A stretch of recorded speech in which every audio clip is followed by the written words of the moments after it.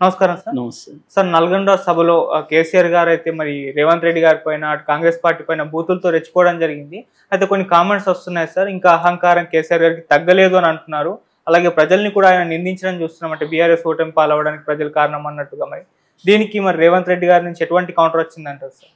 నిన్న సభలో కేసీఆర్ ధోరణి చూస్తే ఆయన ఏమాత్రం మారలేదు అని అర్థమవుతుంది. సేమ్ చాలా తీవ్రంగా బూతులు ఆయన పాత పద్ధతిలోనే విరుచుకుపడ్డాడు. మీకు ఎంత కండకారం కేసీఆర్నే రానివ్వరా, తెలంగాణ తెచ్చిన కేసీఆర్నే రానివ్వరా, ఇలాగా మాట్లాడుతున్నాడు. ఇంకా కూడా ఆయన మారలేదని అనిపిస్తూ ఉంది. ఎందుకంటే ఆయన ఒక్కడే తెలంగాణ తెచ్చాడని ఆయన అనుకుంటే అంతకంటే ఇంకా విచిత్రం కానీ కామెడీ కానీ ఏముండదు. కేసీఆర్ ప్రధానమైన రోలు ఉంది, లేదని ఎవరు చెప్పరు. కానీ కేసీఆర్ ఒకడే తెలంగాణ తెచ్చాడని ఎవరు కూడా అనుకోవడానికి వీల్లేదు. ఎందుకంటే దీంట్లో దాదాపు 1000 మంది ఆత్మార్పణ చేశారు. వాళ్ళ ఇది ఉంది. తర్వాత లక్షలాది మంది ప్రజలు పాల్గొన్నారు. మిలియన్ మార్చ్ కానీ, సాగర్ ఆహారం కానీ, ఇలాగా చాలా జరిగాయి. కోదండరామరెడ్డి పాత్ర ఉంది. అలాగే చాలామంది జేఏసీలు, విద్యార్థి జేఏసీలు కావచ్చు, రకరకాల జేఏసీలు పనిచేస్తారు. విద్యార్థులు కూడా పెద్ద ఎత్తున, నిజానికి కేసీఆర్ కాంప్రమైజ్ అయిపోయి సైలెంట్ అయిపోయినప్పుడు కూడా విద్యార్థి ఉద్యమం తగ్గలేదు. ఇలాగా మొత్తంగా తెలంగాణ సమాజం అంతా కూడా పోరాడి అనేక బాధలు పడి జైలుకి వెళ్ళి చనిపోయి తెస్తే ఇప్పటికే ఆయన మారకుండా కేసీఆర్ తెలంగాణ తెచ్చిన కేసీఆర్ని మీరు ఇలా అంటారా అన్న ఒక భయంకరమైన అహంకారం కనబడుతుంది. ఈ అహంకారమే ఆయన ఓడించిందనేది ఇప్పుడు అందరూ కూడా చెప్తున్నది. అయినా కూడా ఆయనలో ఏమాత్రం మార్పు రాలేదు. పైగా ప్రజలను కూడా తిడుతున్నాడు. మీకు ఏం పట్టిందో, మీకు ఏమైందో తెలియదు, మీరు పాలిచ్చే గేదెను వదిలేసి దున్నపోతుని తెచ్చి కట్టేసుకున్నారు అంటున్నాడు. పాలిచ్చే గేదె అయితే నిన్నెందుకు తీసేసుకుంటారు అంటే వాళ్ళంత మూర్ఖులా ప్రజలు? పాలిచ్చే గేదెకి దున్నపోతుకి తేడా తెలియని మూర్ఖులా? సో ప్రజలను కూడా నిందించడం అనేది చాలా ఘోరమైన విషయం. ఆయన కనీసం ఎన్నికలను దృష్టిలో పెట్టుకోనన్నా బ్యాలెన్స్గా మాట్లాడతాడు అనుకుంటే మాట్లాడలేదు. నిజానికి అది రేవంత్ రెడ్డి వాళ్ళకి మరిన్ని ఆయుధాలు దొరికినట్టుగా ఈ సభలో ఆయన స్పీచ్. వీళ్ళేమీ తిట్టాల్సిన అవసరం లేదు. ఆయన స్పీచ్ని చూసిన వాళ్ళకి అర్థమైపోతుంది. మనోడు ఏమీ చేంజ్ కాలేదు, ఇలాగే మాట్లాడుతున్నాడు. అధికారం లేకపోతే ఎలాగున్నా అంటే అధికారం ఉంటే ఎలా ఉంటాడు అని. సో ఇంకా బండబూతులు తిడుతున్నాడు. తర్వాత రైతు బంధు రాకపోతే వాళ్ళ చెప్పులు కూడా చాలా స్ట్రాంగ్గా ఉంటాయంట, రైతుల చెప్పులు, వాటితో కొడతారంట. సో ఇలా మాట్లాడుతున్నాడు. సో ఇదేంటంటే ఒక ఫ్రస్ట్రేషన్లో నుంచి వచ్చే ఆక్రోశం, దాని నుంచి ఏం భాష మాట్లాడుతున్నాం ఏమని మర్చిపోవడం, ప్రజల్ని కూడా నిందించడం, ఇవన్నీ అక్కడ క్లియర్ కనబడుతుంది. అట్లాగే ఇంకొన్ని విషయాలు కూడా ఆయన చెప్పాడు. అదేంటంటే ఈ వాటర్ సంబంధించి నీళ్లు మన హక్కు అనేది అంటున్నాడు. కానీ ఆయన కొత్తగా ఈ 10 ఏళ్లలో ఆయన ఏం సాధించగలిగాడనేది చెప్పట్లేదు. 2 నెలల్లో కాంగ్రెస్ నీళ్లకు సంబంధించి పోరాడలేదని చెప్తున్నాడు. కానీ 10 ఏళ్లలో నేను నీటికి సంబంధించి ఏం చేశాననేది ఆయన చెప్పలేదు. నిజానికి అది చెప్పగలగాలి. ఆయన ఏం చేశాడు? మామూలుగా అయితే బచావత్ అవార్డు ప్రకారం 512 టీఎంసీలు ఆంధ్రప్రదేశ్కి, 299 టీఎంసీలు తెలంగాణ కేటాయించింది. అది అన్యాయం అనేది ఇప్పుడు రేవంత్ రెడ్డి వీళ్ళంతా అంటున్నారు. మరి ఈయన దానికి ఏకీభవిస్తున్నాడా లేదా? అది అన్యాయం అయితే ఈయన అపెక్స్కి ఎందుకు, కోర్టుకి, కౌన్సిల్కి ఎందుకు వెళ్ళలేదు? దాని మీద ఎందుకు పోరాడలేదు ఇన్ని రోజులు? అది విభజన చట్టంలో ఉండే సెక్షను. విభజన చట్టంలో మరి దాన్ని గతంలో ఏకీభవించి ఇప్పుడు ఎందుకు ఆయన వ్యతిరేకిస్తున్నాడు అనేది ఎక్కడ ఆయన మాట్లాడలేదు. క్లియర్గా రేవంత్ రెడ్డి వాళ్ళు చేసిన విమర్శలకు ఎక్కడ ఆయన సమాధానం ఇవ్వలేదు.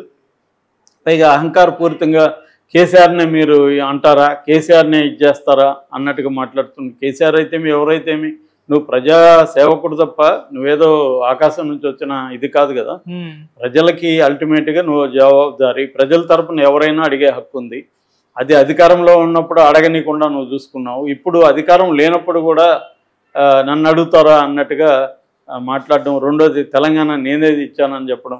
అప్పుడంతా ఏం చెప్పాడు? తెలంగాణ సోనియం ఇచ్చింది, ఆ తల్లి తెలంగాణ తల్లి అనేసి అంతా మాట్లాడారు. ఇప్పుడేమో నేనేది ఇచ్చాను తెలంగాణ అన్నారు.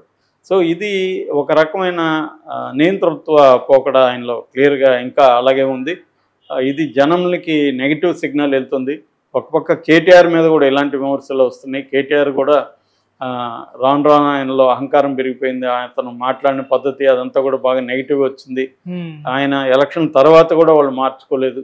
అంటే మామూలుగా అయితే ఎలక్షన్ తర్వాత ఎవరైనా కూడా మనం ఏం తప్పులు చేశాము, మన వైపు నుంచి ఏం జరిగింది, జనం ఎందుకు మనకు వ్యతిరేకంగా ఓట్లు వేశారు అనేది అనలైజ్ చేసుకుంటారు, రివ్యూ చేసుకుంటారు, దాంట్లోంచి లెసన్స్ తీసుకుంటారు. కానీ ఇక్కడ ఏంటంటే వీళ్ళేదో మాయ మాటలు చెప్పి జనాన్ని మోసం చేశారు. అంటే ఇక్కడ ఎట్లా ఉంటుందంటే చాలామంది మాట్లాడేది కూడా ప్రజలు ప్రజలు అంటారు. ప్రజలు ఒకసారేమో ప్రజలంటే ఎవరంటే ప్రజలంటే నువ్వే, ఒకసారి ప్రజలంటే ఎవరంటే ప్రజలంటే నేనే. అంటే ప్రజల అమాయకులు ప్రజల అజ్ఞానులు ఉంటే నేను కాదనమాట. అందులో ప్రజలంటే నువ్వు అనమాట. నువ్వు అజ్ఞానం, నువ్వు అమాయకుడు. ప్రజలు గొప్పవాళ్ళు, ప్రజలు అజేయులు, ప్రజలే నిర్ణయిస్తారు, ప్రజలే తేలుస్తారు అన్నప్పుడు అదంతా నేను. ఇలాంటి ఒక ధోరణి అనేక రాజకీయ పార్టీలో ఉంటుంది. ఇప్పుడు కూడా ఆయన కూడా అలాంటి ధోరణే ఎక్స్ప్రెస్ చేశాడు.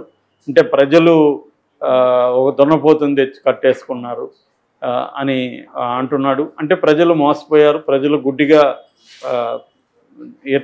ఎన్నుకున్నారు అనేది ఆయన మాట్లాడుతున్నాడు.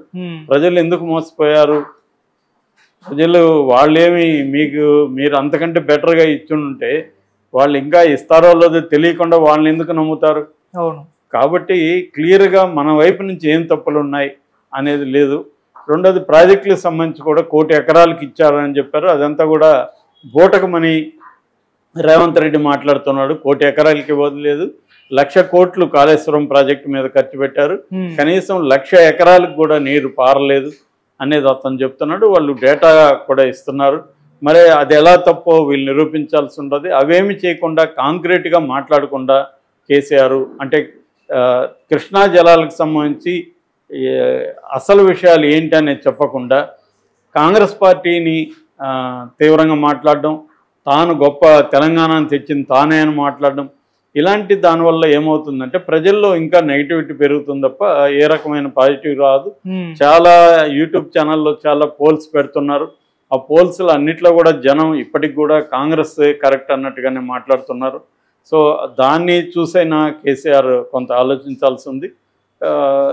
ప్రజల తరపున పోరాటం అనే రోల్ని ఆయన తీసుకోవడం మంచిదే, కానీ అది ప్రజల ఓన్ చేసుకోవాలి తప్ప ప్రజలంతా కూడా మీరు మూర్ఖులు అనే ధోరణితో వెళ్ళి నిన్నెవడు అంత బలవంతంగా ప్రజలను కాపాడమన్నాడు?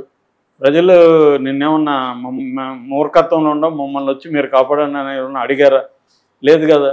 సో వాళ్ళ నిన్ను ఎంచుకున్నప్పుడు తెలివైన వాళ్ళు వేరే వాళ్ళని ఎంచుకుంటే మూర్ఖులు ఎలా అవుతారు? సో ఇది ప్రాబ్లం అన్నమాట. కరెక్ట్గా మనకి ఆంధ్రప్రదేశ్లో కూడా అదే జరిగింది. లాస్ట్ ఎన్నికల్లో జగన్ అబ్సల్యూట్ మెజార్టీతో రావడంతో చంద్రబాబు కానీ మిగతా వాళ్ళు కూడా అలాగే మాట్లాడారు. ప్రజలు ఇంత ఘోరంగా తయారయ్యారు, ప్రజలే ఇది చేశారు అని ప్రజలు నిందించడం అనేది అప్పుడు కూడా చూసాం. అంటే తమను ఎన్నుకుంటేమో తమను గెలిపిస్తేమో ప్రజలు విఘ్నులు, తెలివైన వాళ్ళు, వాళ్ళకి తెలుసు ఎవరు రైట్ పర్సన్ అని ఇవన్నీ మాట్లాడతారు. తమను ఓడిస్తేమో ప్రజలు మూర్ఖులు, ప్రజలు అమాయకులు, ప్రజలు మోసపోవడానికే రెడీగా ఉన్నారు అని ఇలా రివర్స్. సో దీనివల్ల ఏమవుతుందంటే వీళ్ళ నిజాయితీ అనేది అందరూ శంకిస్తారు. సో నువ్వు ప్రజల్ని నిందిస్తున్నాడు అంటే ఇంకా మనోడేం మారలేదురా అని వాళ్ళు అనుకుంటారు. కాబట్టి ప్రజాభిప్రాయాన్ని గౌరవించాలి. నిజానికి 2 నెలలు పట్టింది ఆయనకి ప్రజల్లోకి రావడానికి.